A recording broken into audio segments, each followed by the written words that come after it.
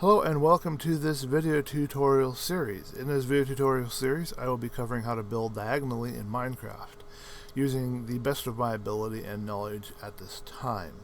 I'm creating these videos for two reasons. The first is to cement the knowledge in my mind. The best way to remember something that you have learned is to share it or teach it to others. And I'm also doing this to drum up support for my Patreon channel. I would like to continue this kind of work and continue to explore my artistry through Minecraft, and with your support I'd be able to do that. So please consider supporting me through Patreon. There'll be a link in the details below. Also, please leave any feedback or anything at all that you want to tell me. If I've left something out or if there's any comments or anything, just put that in the comments section below and I will try to improve these to the best of my ability. Understand on the background you may hear some different noises humming. You might hear traffic going by, even though I've got a pretty good microphone here. The dog might bark. You might be chickens making noise outside. It's extremely hot right now, so my fan is working really hard on my laptop. So all these background noises might be going on. Just set this up as best I could. So let's go ahead and get into it. This is part 1, and this is the introduction and foundation. Part 2 will be framing. Part 3 will be walls and floor. Part 4 will be the roof. Part 5 will be the details that will grow and evolve as we continue through the series. And we will start right on into my first flat default preset world that I made. I actually kind of missed it for Minecraft.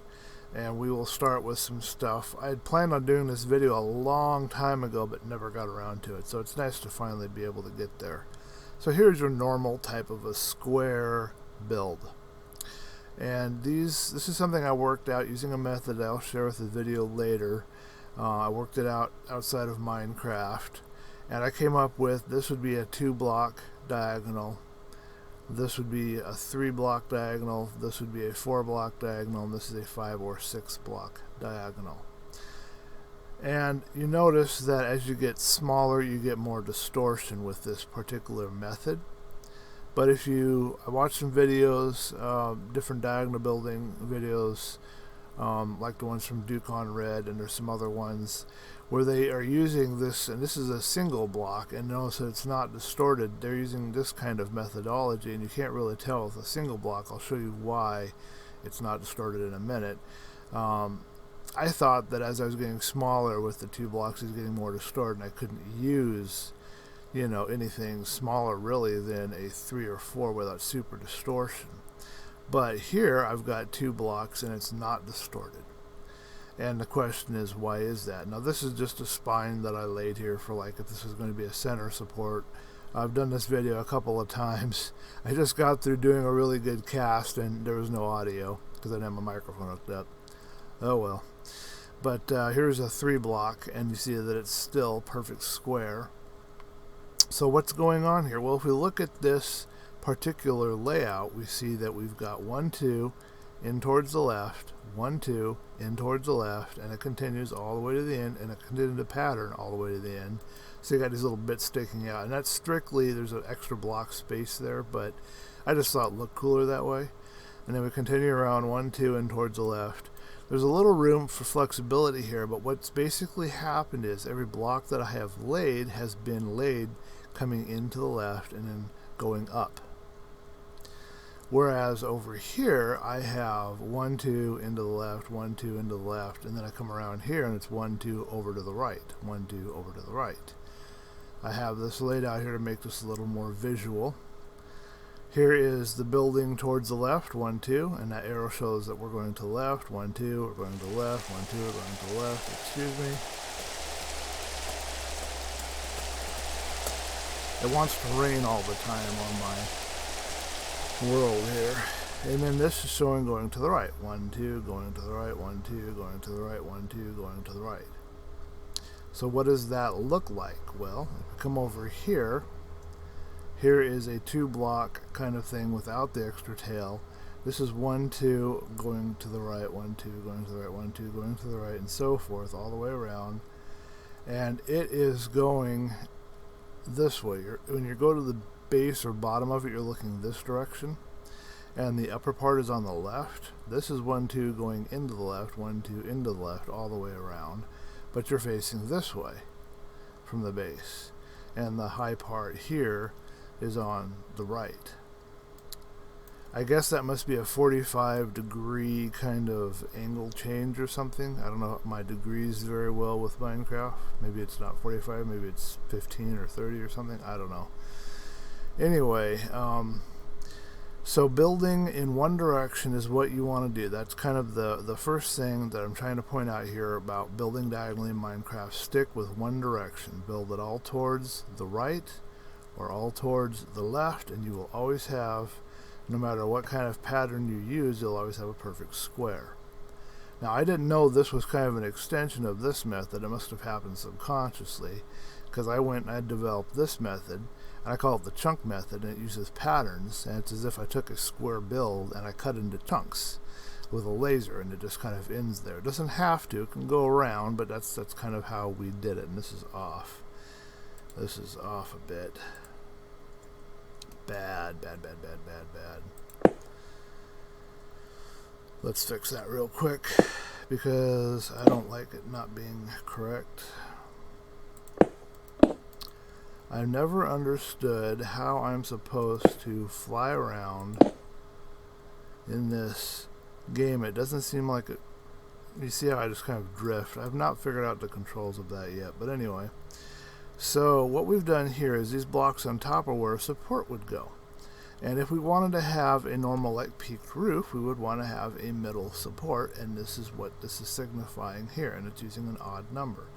You can also use, instead of this block of 3 here like I have, you can use a pattern like this. And what this is, we've got a block here on top, and it's 3, and then this, and then 3, and it's basically this end is mirroring this end. And you could replace these 3 blocks with this 3 pattern segments. Notice that the spacing stays the same, 1, 2, 3, 1, 2, 3, 1, 2, 3, all the way around. Unless you did not want the spacing to be the same between your supports, this is how you would do it. Another way to do it would be to use a 5 like this, and then you have your space of 3, except that it would look kind of funny here. You'd have to extend these out one more, which is why this is here, because then that would give us a space of 3 between the end support there and then the support here. And now I'll show you how this actually translates and looks in an actual house. Give me a minute. So now we're going to a non-default world that I created. It's basically the same as Flat World, only we've got lakes and features like trees and stuff, but it's thicker, so you can dig more into the ground.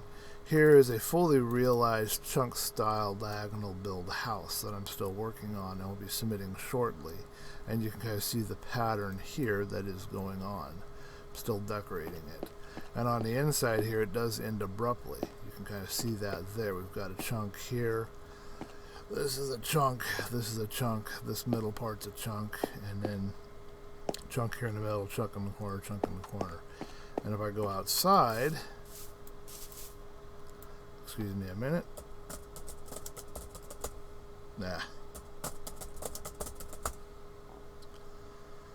you can kind of see how this looks. So from front on it looks, looks normal, looks fine. But if you go to the side, you can kind of see, oh wait a minute, there's a diagonal there going on.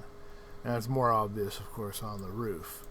To get the roof to meet together correctly, you have to be able to do it kind of this way. Now over here I have some that I was working on, and I struggled to get the roof to work very well. Well, you can kind of see the difference. Take a look at this. This is where we started from. We couldn't figure out where the supports go. We couldn't figure out the pattern of all of this. And then, of course, when we got up to the roof, look what we've got. We've got this little bit sticking out way over here. We still haven't figured out how to fix that yet.